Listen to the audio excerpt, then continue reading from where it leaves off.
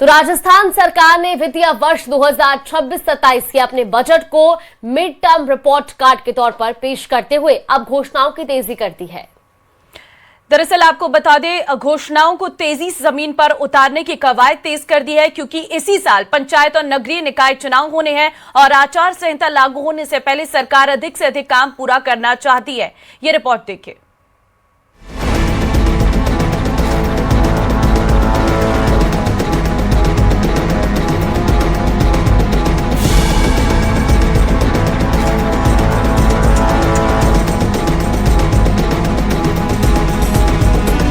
प्रदेश सरकार करीब 6,11,000 करोड़ रुपए के बड़े बजट के साथ विकसित राजस्थान 2047 के विजन को आगे बढ़ा रही है। इस बजट में इंफ्रास्ट्रक्चर, रोजगार और हरित ऊर्जा पर खास जोर दिया गया है। पूंजीगत व्यय के लिए 53,978 करोड़ रुपए का प्रावधान किया गया है, जो पिछले साल के मुकाबले करीब 36% ज्यादा है। बिजली, सड़क और पानी जैसे बुनियादी ढांचे को मजबूत करने के लिए 51,000 करोड़ रुपए से ज्यादा का बजट तय किया गया है। सरकार का फोकस साफ है, जमीनी स्तर पर तेजी से विकास कार्यों को पूरा करना।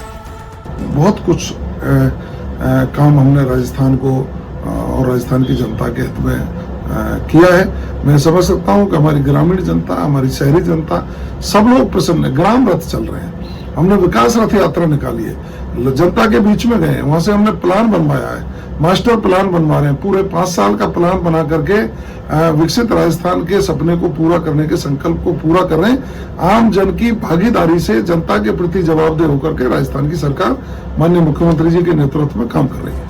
पंचायत और नगरीय निकाय चुनाव से पहले ग्रामीण और शहरी मतदाताओं को साधने के लिए सरकार ने कई बड़ी घोषणाएं की है, जिनमें 250 अटल प्रगति पथ के लिए 500 करोड़ रुपए, ग्रामीण कनेक्टिविटी के लिए 2,000 करोड़ रुपए और हर घर नल योजना के तहत 6800 करोड़ रुपए का प्रावधान है।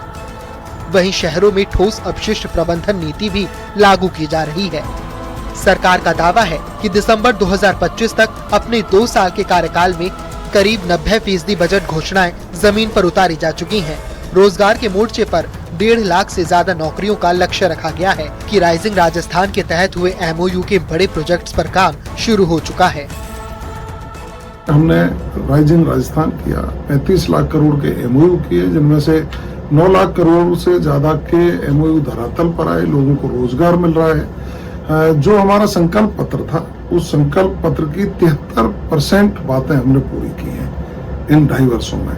और बजटीय घोषणाएं हमारी 24-25 और 25-26 में कुल मिलाकर के 2719 हमने बजट घोषणाएं की, जिनमें से 2450 बजट घोषणाओं पर हमारा काम चालू है। गृह राज्य मंत्री जवाहर सिंह बेढ़म का कहना है कि सरकार ने पेपर लीक पर सख्ती, युवाओं को नौकरी, महिला सशक्तिकरण और किसान कल्याण जैसे क्षेत्रों में बड़े फैसले लिए हैं। वहीं प्रदेश सरकार कांग्रेस पर भी हमलावर है। उनका कहना है कि पिछली सरकारों में घोषणाएं ज्यादा और काम कम हुआ। अब मौजूदा सरकार गांव-गांव जाकर विकसित राजस्थान का विजन लेकर आगे बढ़ रही है। हालांकि इस बीच सबसे बड़ा सवाल ये है, क्या चुनावी आचार संहिता लागू होने से पहले सरकार अपनी सभी घोषणाएं जमीन पर उतार पाएगी या फिर कई योजनाएं फाइलों में ही अटक जाएंगी। शुरुआत इस बुलेटिन की करते हैं। जयपुर से आपको बड़ी खबर देंगे। सीएम भजनलाल का आज से 2 दिवसीय प्रस्तावित दौरा है। प्रतापगढ़ में ग्राम विकास चौपाल में शिरकत करेंगे।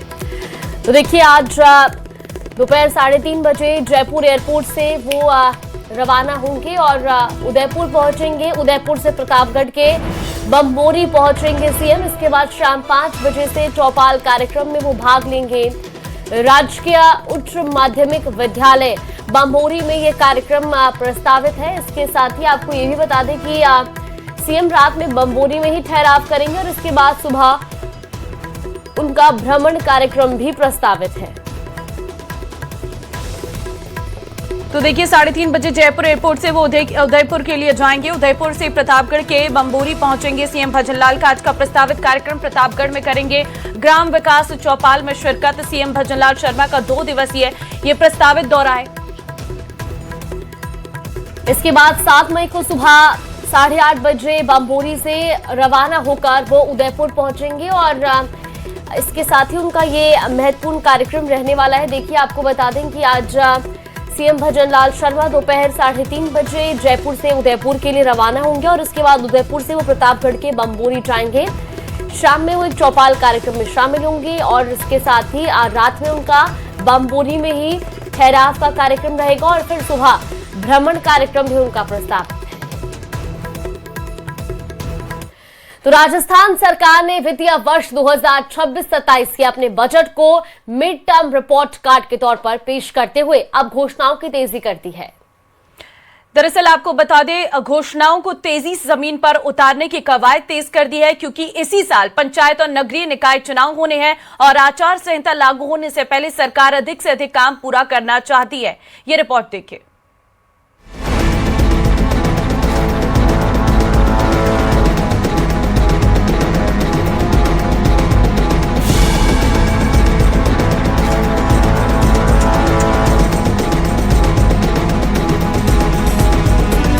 प्रदेश सरकार करीब 6,11,000 करोड़ रुपए के बड़े बजट के साथ विकसित राजस्थान 2047 के विजन को आगे बढ़ा रही है। इस बजट में इंफ्रास्ट्रक्चर, रोजगार और हरित ऊर्जा पर खास जोर दिया गया है। पूंजीगत व्यय के लिए 53,978 करोड़ रुपए का प्रावधान किया गया है, जो पिछले साल के मुकाबले करीब 36% ज्यादा है। बिजली, सड़क और पानी जैसे बुनियादी ढांचे को मजबूत करने के लिए 51,000 करोड़ रुपए से ज्यादा का बजट तय किया गया है। सरकार का फोकस साफ है, जमीनी स्तर पर तेजी से विकास कार्यों को पूरा करना। बहुत कुछ काम हमने राजस्थान को और राजस्थान की जनता के हित में किया है।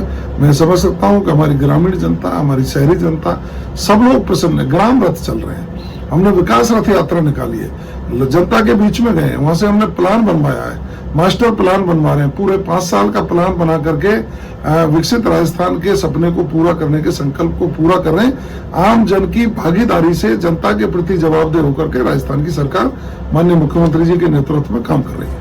पंचायत और नगरीय निकाय चुनाव से पहले ग्रामीण और शहरी मतदाताओं को साधने के लिए सरकार ने कई बड़ी घोषणाएं की है, जिनमें 250 अटल प्रगति पथ के लिए 500 करोड़ रुपए, ग्रामीण कनेक्टिविटी के लिए 2,000 करोड़ रुपए और हर घर नल योजना के तहत 6800 करोड़ रुपए का प्रावधान है।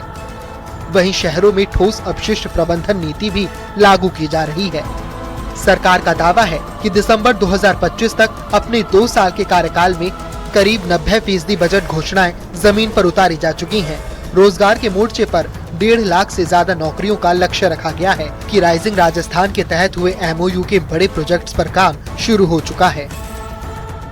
हमने राइजिंग राजस्थान किया, 35 लाख करोड़ के MOU किए, जिनमें से 9 लाख करोड़ से ज्यादा के MOU धरातल पर आए, लोगों को रोजगार मिल रहा है। जो हमारा संकल्प पत्र था, उस संकल्प पत्र की 73% बातें हमने पूरी की हैं इन 2.5 वर्षों में। और बजटीय घोषणाएं हमारी 24-25 और 25-26 में कुल मिलाकर के 2719 हमने बजट घोषणाएं की, जिनमें से 2450 बजट घोषणाओं पर हमारा काम चालू है। गृह राज्य मंत्री जवाहर सिंह बेढ़म का कहना है कि सरकार ने पेपर लीक पर सख्ती, युवाओं को नौकरी, महिला सशक्तिकरण और किसान कल्याण जैसे क्षेत्रों में बड़े फैसले लिए हैं। वहीं प्रदेश सरकार कांग्रेस पर भी हमलावर है। उनका कहना है कि पिछली सरकारों में घोषणाएं ज्यादा और काम कम हुआ। अब मौजूदा सरकार गांव-गांव जाकर विकसित राजस्थान का विजन लेकर आगे बढ़ रही है। हालांकि इस बीच सबसे बड़ा सवाल ये है, क्या चुनावी आचार संहिता लागू होने से पहले सरकार अपनी सभी घोषणाएं जमीन पर उतार पाएगी या फिर कई योजनाएं फाइलों में ही अटक जाएंगी।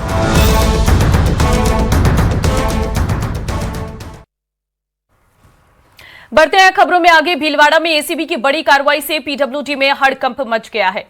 टीम ने शाहपुरा के अधिशासी अभियंता और 2 ठेकेदारों को रिश्वत लेते रंगे हाथों गिरफ्तार किया है। कलेक्ट्रेट में ट्रैप कार्रवाई के दौरान अभियंता के पास से 4,04,000 रुपए की नकद राशि बरामद हुई और आरोप है कि बिल पास कराने के बदले ठेकेदारों से भारी कमीशन भी लिया जा रहा था। तो देखिए, कार्रवाई के साथ ही एसीबी की टीम ने जहाजपुर स्थित आरोपी के घर पर भी दबिश दी है। फिलहाल भ्रष्टाचार निवारण अधिनियम के तहत मामला दर्ज कर पूछताछ इस वक्त जारी है। तो ये खबर आपको भीलवाड़ा से बता रहे हैं, जहां पर एसीबी की बड़ी कार्रवाई देखने को मिली है। दरअसल एसीबी ने ट्रैप करते हुए 4 लाख से ज्यादा की रिश्वत बरामद की है और इस मामले में इंजीनियर को गिरफ्तार किया गया है। पर जो सूत्र सूचना प्राप्त हुई थी उसके अकॉर्डिंग सार्वजनिक निर्माण विभाग भीलवाड़ा में जो लोक सेवक है, जिसमें अधिशासी अभियंता और अधीक्षण अभियंता शाहपुरा और भीलवाड़ा द्वारा ठेकेदारों से उनके जो निर्माण कार्य करवाए गए उनके टेंडर जारी करने और जो बिलों के भुगतान के एवज में मोटी रिश्वत राशि का ग्रहण की जा रही है। वहीं कोटा के वल्लभ भाड़ी इलाके में उस वक्त हड़कंप मच गया जब एक 3 मंजिला मकान अचानक भरभरा कर गिर गया। हादसे की लाइव तस्वीरें भी सामने आई है, जिसके बाद इलाके में मची है अफरा तफरी। सूचना मिलती है पुलिस और प्रशासन की टीम मौके पर पहुंची है और राहत बचाव कार्य शुरू किया है। बताया जा रहा है कि मकान जर्जर हालत में था और उसमें रिपेयरिंग का काम चल रहा था। गनीमत रही कि हादसे वक्त मकान में कोई मौजूद नहीं था और फिलहाल किसी जनहानि की कोई सूचना नहीं है। मलबा हटाने का काम जारी है और एहतियातन डॉग स्क्वाड को भी मौके पर बुलाया गया है। क्या हुआ? 12 उदब नहीं गए अंदर।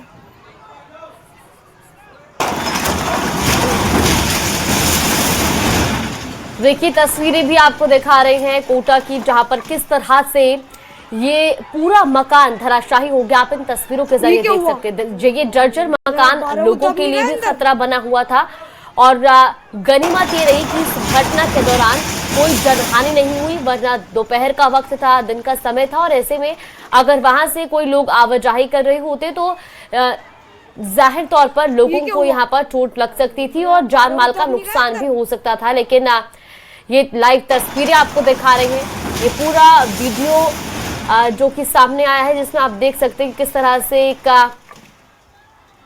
मकान लगातार वहां पर भरभरा कर गिरता हुआ नजर आया। 3 मंजिला मकान कुछ ही पलों में धराशायी हो गया और इस हादसे का ये लाइव वीडियो भी आपको टीवी स्क्रीन पर दिखा रहे हैं।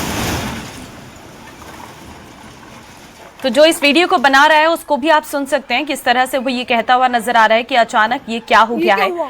जाहिर तौर पर अचानक से ये जब बिल्डिंग भरभरा कर गिरी तो कोई कुछ समझ पाता, उससे पहले ही आप देखिए कि 1 सेकंड में ही पलक झपकते ही पूरी बिल्डिंग इस वक्त टूट चुकी है।